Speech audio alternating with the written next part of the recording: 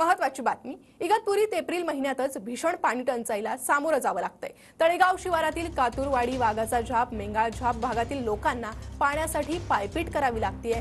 झऱ्यातील गढूळ पाणी पिण्याची वेळ या ठिकाणच्या लोकांवर आली आहे। तर इथल्या महिला दररोज 2 किलोमीटरची पायपीट करत डोंगराळ भागातून पाण्यासाठी वणवण करत असतात। आणि याचा आढावा घेतलाय आमच्या प्रतिनिधींनी, पाहूया। चांगलं पण वेशीला टांगलं, अशी काही अवस्था आहे जी इगतपुरी शहराची झालेली आहे। आपण आता इगतपुरी शहर नगर परिषद हद्दीतील वाघ्याची वाडी, मेंगाळधाप या परिसर आपण जर बघू शकतात का हा पूर्ण जो परिसर हा दऱ्या खोऱ्याने वेढलेला आहे।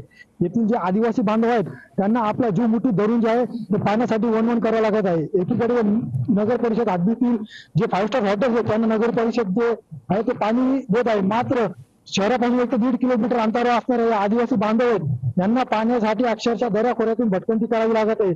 जीवाची पर्वा न करता आपल्या लेकरा बाळांसह यांना दऱ्या खोऱ्यात उतरून पाणी आणावं लागत आहे। किती यायला लागतं पाणी घ्यायला रोज?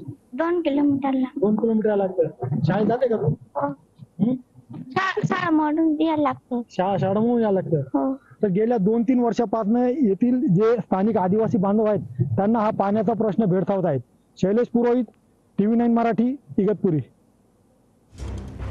तर आपण बघतोय इगतपुरीत या ठिकाणी पाण्याची समस्या मोठ्या प्रमाणात वाढलेली आहे।